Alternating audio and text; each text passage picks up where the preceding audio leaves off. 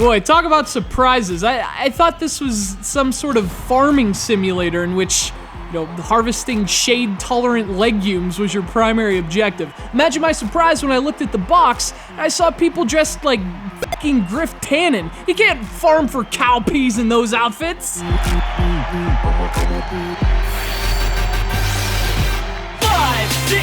7, let's dance.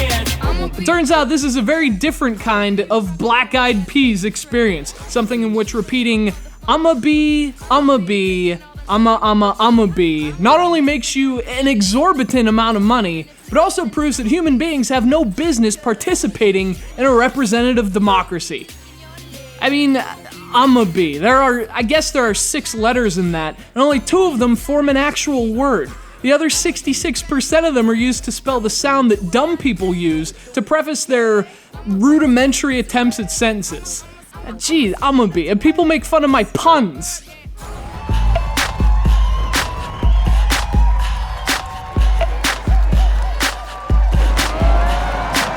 Apologies to those who are fans of this group thing.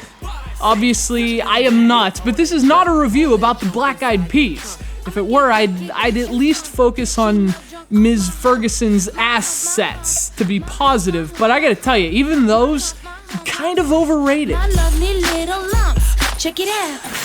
The Black Eyed Peas experience follows in the footsteps of Michael Jackson The Experience, also released by Ubisoft. The difference is the hands behind them. This game was actually developed by the same team that did Elite Beat Agents, so you might expect big things from the Black Eyed Peas experience.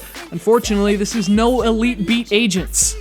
Also, I cannot dance. No, I ain't taking.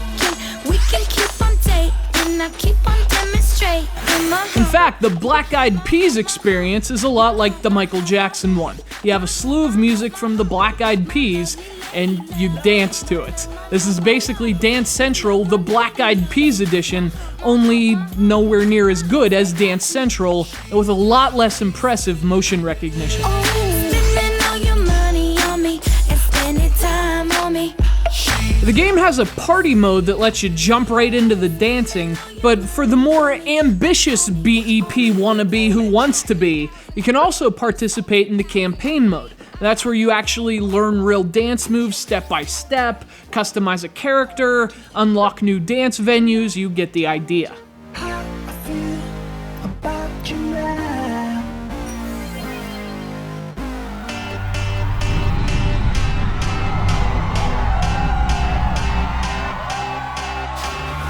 But to me, the interesting thing about the Black Eyed Peas experience is that someone actually proposed, hey, you know what musical group has a catalog strong enough to have their very own video game? The Black Eyed Peas.